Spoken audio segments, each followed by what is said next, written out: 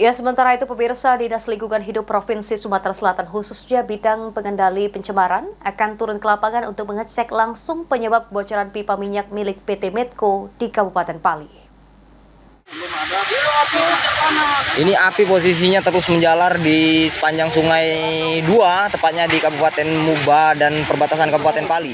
Kebocoran pipa minyak milik PT Medco yang terjadi di Desa Talang Akar, Kecamatan Talang Ubi, Kabupaten Pali, selain menyebabkan kebakaran, juga menyebabkan pencemaran sungai di Kecamatan Sungai Keru, Kabupaten Musi Banyuasin, dan Desa Talang Akar, Kabupaten Pali.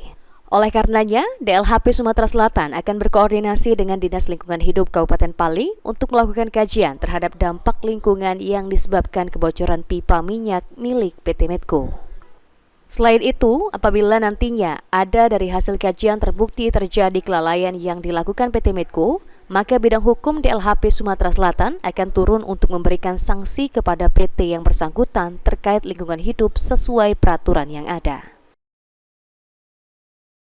Tindak lanjut ke depan sesuai arahan pimpinan Kepala Dinas, kemungkinan kami akan melakukan verifikasi ke lapangan untuk mengambil sampel air sungai sehingga dapat mengetahui sejauh mana dampak yang ditimbulkan akibat kebocoran. Kalau untuk PT-nya sendiri Pak, seperti apa ini Pak? Nanti kita akan koordinasi. Untuk PT Medco, kalau itu memang merupakan kelalaian dari mereka, maka bidang penegakan hukum akan turun. Mungkin ada di situ akan dikenakan sanksi-sanksi terkait dengan lingkungan hidup sesuai dengan peraturan yang ada. Eki Saputra, PAL TV.